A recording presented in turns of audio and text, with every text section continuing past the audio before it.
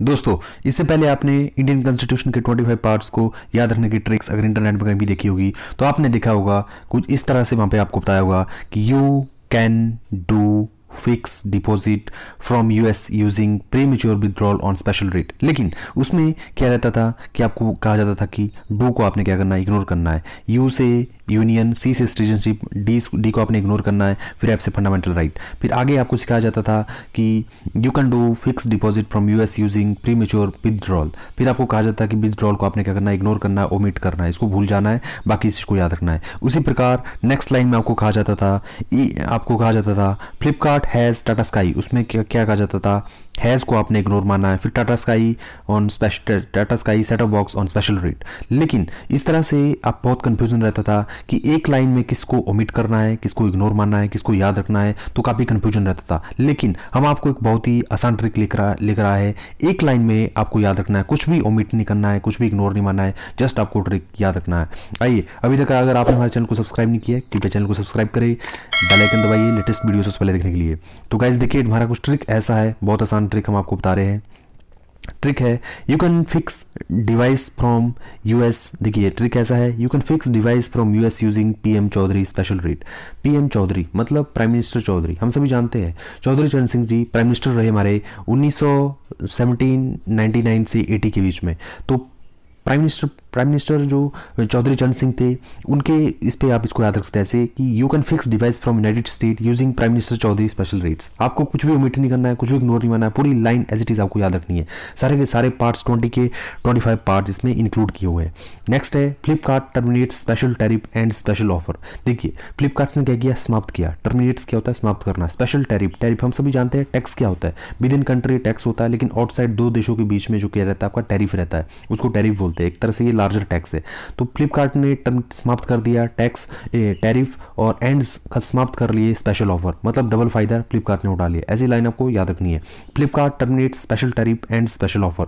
Next, eat Maggi as tasty snack. Eat Maggi as tasty snack, तो ये बहुत आसान है। पहले क्या होता था, पहले इसका जाता था eat Maggi as it. As a हम क्यों लगाए जब इस ए से कोई आर्टिकल ही नहीं है ना। हम उस कन्फ्यूजन में क्यों रहे कि कुछ ओमिट करना है, कुछ इग्नोर करना है। हम पूरी की पूरी लाइन को एज इट इज याद रखें। तो ये तीनों के तीनों ट्रिक्स आपको जहन में रखने हैं। You can fix device from US using PM Chaudhary special rate. Second, Flipkart terminate special tariff and special offer. Third, eat Maggi as tasty snack. Okay, 25 के 25 पार्ट्स के बारे में आपको डिटेल में बताता हूँ। देखिए यू से क्या होता है, हम सभी जानते हैं। यू से होता है यूनियन। यूनियन के बारे में पार्ट 1 में एक्सप्लेन किया हुआ है इंडियन कॉन्स्टिट्यूशन में, और पार्ट 2 में आपको सिटीजनशिप के बारे में इंडियन कॉन्स्टिट्यूशन में बताया गया है, और पार्ट 3 में फंडामेंटल राइट्स के बारे में बताया गया। हम सभी जानते हैं हमारे पास फंडामेंटल राइट्स कितने हैं, हमारे पास फंडामेंटल राइट्स है 6।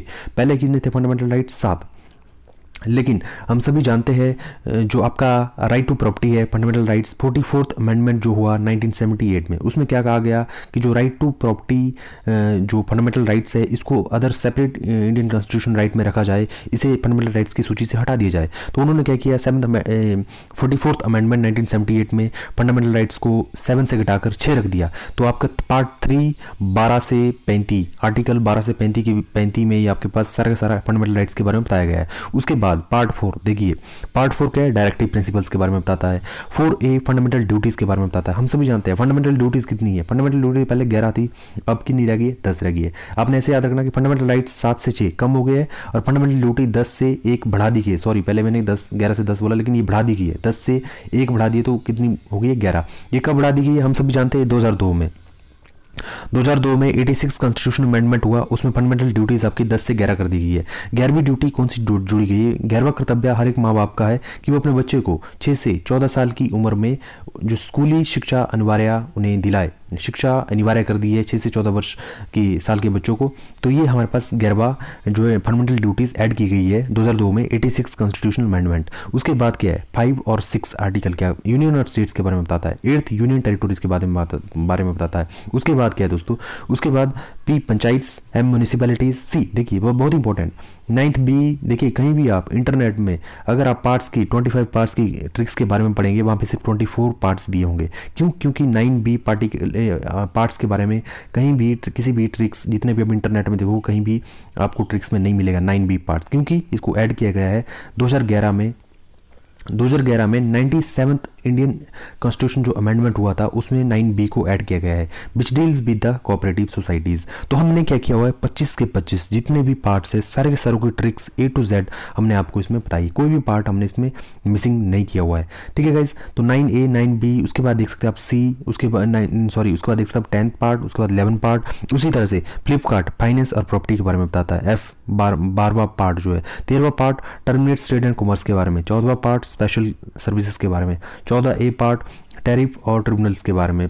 और 15वां किसके बारे में बताता है, इलेक्शन के बारे में। खास तौर पर आपको आजकल क्या याद रखना है, आजकल हम सभी जानते हैं पंचायत के इलेक्शन चले तो आपको पार्ट 15 याद रखना है, आपको 9 याद रखना है, पंचायत के बारे में याद रखना है, म्यूनिसिपैलिटीज़ 9A याद रखना है।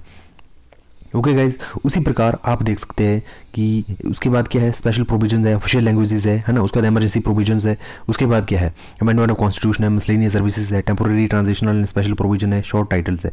आइए देखते हैं कि ये 25 पार्ट हो गए या नहीं हो गए।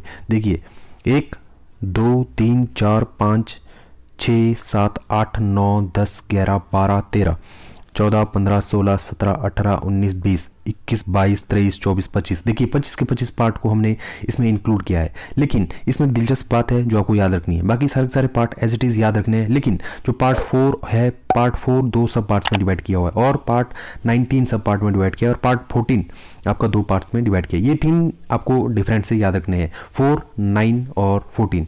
4 और 14 2 पार्ट्स में, और 9 आपका ABC 9 9A 9B 3 पार्ट्स में डिवाइड किया गया है। लेकिन हम देख रहे हैं यहाँ पे क्या है, 4 5 6, लेकिन यहाँ पे 7 मिसिंग है।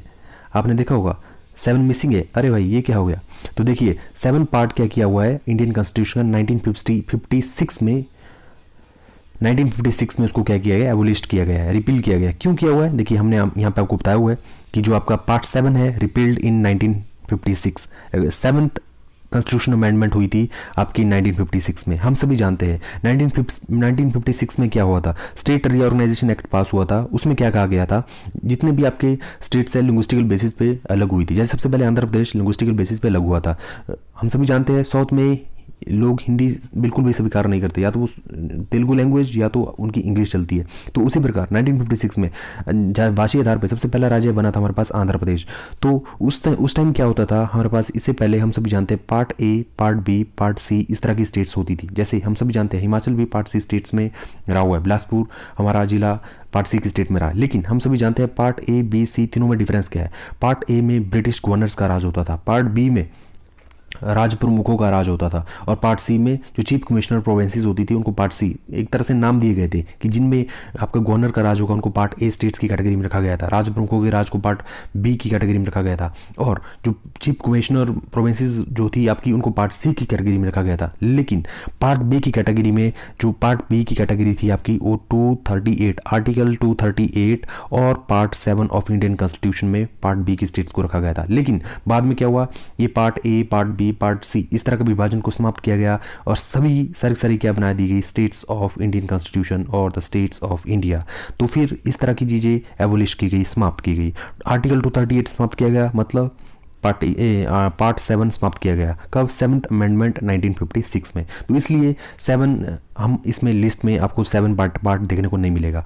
तो एक ऐड किया गया है 2011 में जो पार्ट, वो कौन सा है, 9B अबाउट कोऑपरेटिव सोसाइटी। कब, मैंने आपको बताया कि इसको भी आपने बेहतरीन याद रखना है, 2011 में 97th amendment of Indian constitution. ये अलग से आप नॉलेज के तौर पे इसको याद रख सकते हो। वेरी इजीएस्ट ट्रिक हमने आपको बताई कि कैसे 20 के 25 पार्ट्स को इंडियन कॉन्स्टिट्यूशन को किस तरह से ट्रिक के माध्यम से आप वेरी इजीली याद रख सकते हैं। एक बार फिर से बता रहा हूँ आपको, यू कैन फिक्स डिवाइस, आप यूनाइटेड स्टेट में डिवाइस फिक्स कर सकते हो प्राइम मिनिस्टर चौधरी की स्पेशल रेट से। ठीक है, Flipkart terminate special tariff and special offer. Next, eat Maggi as a tasty snack. तीनों के तीनों वेरी इजली हम सभी जानते हैं। 12 शेड्यूल हमारे इंडियन कॉन्स्टिट्यूशन में, ये तो हर कोई जानता है, उनकी ट्रिक हर जगह इंटरनेट में अवेलेबल है कि tears of old PM, tears of old PM, ये तो बहुत आसान है, टीयर्स ऑफ ओल्ड पीएम।